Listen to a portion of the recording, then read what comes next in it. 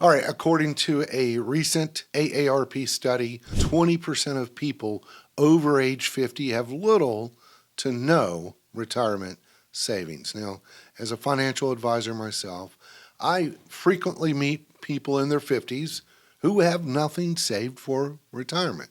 Now, if this sounds like you, don't feel discouraged. You're not alone, and more importantly, it's not too late. So let me share some strategies to help you get on track for retirement. Lightning strikes and then you're gonna know my name. All right, first, how do people in their 50s end up with no retirement savings? Well, there are a few common reasons. Perhaps, in your 50s now, you're an empty nester. Before you were an empty nester during your kids' upbringing, your money went towards sports and sports leagues and extracurricular activity and education. Or maybe a divorce left you with debts and fewer assets. For some, it's simply a matter of never developing a saving habit. Whatever the case is, it's important to stop looking back. Now is the time to take control and move forward. And by the way, if we haven't met before, my name is Keith Wilson.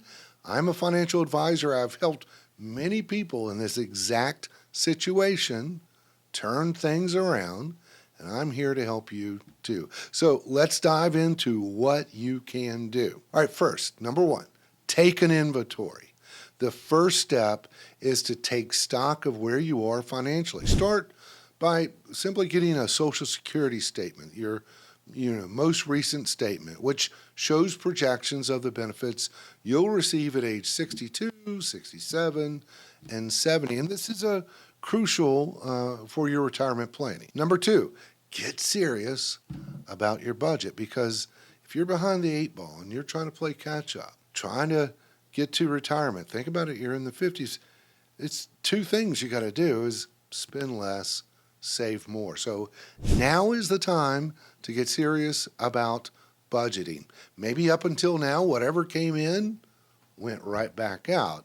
And you need to analyze where your money is going so you can free up funds to save. Now, many banks provide spending reports that break down your expenses. So identify areas to cut back and figure out how much you can realistically save each month. And I'm not going to tell you to, sell the dog and eat beans and rice, but let's come to a realistic figure. All right, here's an example I want to share with you. This is a hypothetical couple.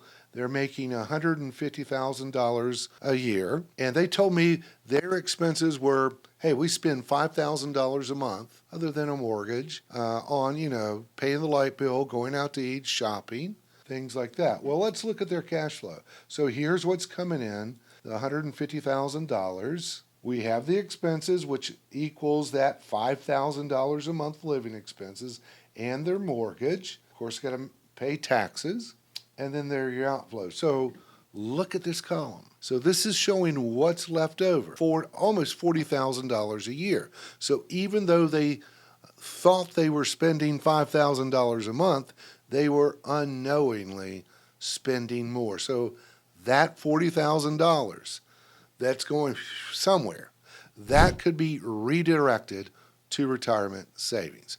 Oh, and before we continue, please consider subscribing to this channel, giving this video a thumbs up. It really helps spread the word to others who might benefit from this information. I'd appreciate it. All right, number three is, hey, is cash flow tight? Let's get creative. So if money is still tight, you might need to consider a side hustle, like driving for Uber or delivering for DoorDash. Now, you could put all that extra income straight into your retirement fund. Also, take a look at your home equity. Even if you don't have much cash saved, you might have significant equity in your home. So a lot of people might not like this, but consider maybe downsizing.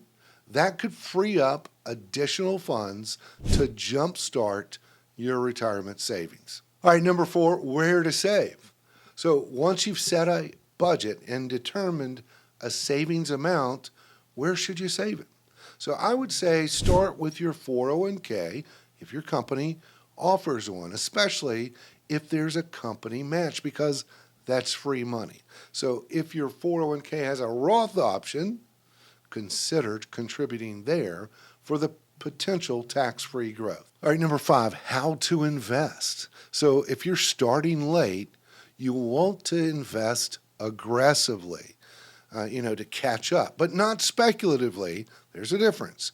For example, consider an all equities portfolio. So many 401k plans offer a S&P 500 index fund, which provide exposure to 500 of the largest U.S. companies. So since your time horizon may be 10, 15, or 20 years from now, this strategy could help you recover from any short-term market downturns. Now, the goal is to reach $100,000 in savings as soon as possible, because once you hit that milestone, the potential for compounding growth, that becomes more substantial, and I say that's when the magic really happens. All right, number 6, take advantage of peak earning years. So here's the good news. Your 50s are typically your peak earning years. So think about this. If you get a promotion, you get a raise or a bonus, try to sock that money away for retirement.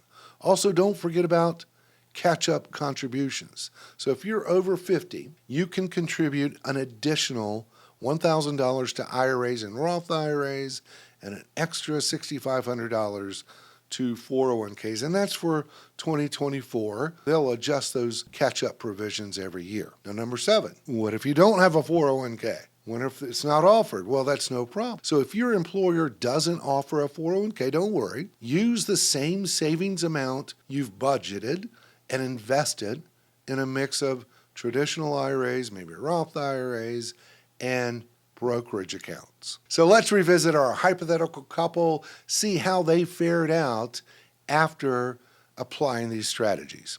So if we just tweaked a few things here and said, hey guys, why don't you save some of that leftover amount, say $36,000 each year, $18,000 a piece is $36,000.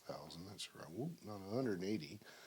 But if you just would save that leftover amount, how would that help out? Okay, we're good up here. I want to look at, more importantly, I want to look at ending account balances. So if they saved that $36,000 each year, look at their, and we put it in Roth. I mean, that's one of my favorite accounts. You could have put it in other accounts, but I like the Roth.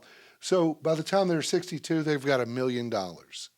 That's how it grows. Now, of course, this is hypothetical. Investing aggressively, and it's hypothetical, folks. I think it's assuming about 9 or 10% rate of return. And then we'll also have it on a glide path as they get closer to the retirement age, where it pairs back on the equities versus the bonds and so forth. But still, in any case, by 62, they've got $1 million. That one little tweak that said, hey, stop spending so much. Live within that budget and those living expenses that you indicated that you need, and save the rest. What if we didn't include things like, what if they did get a side hustle? What if they did get promotions and bonuses and pay raises and things like that? That's not even included. That one little tweak got them to retire at a decent age 67.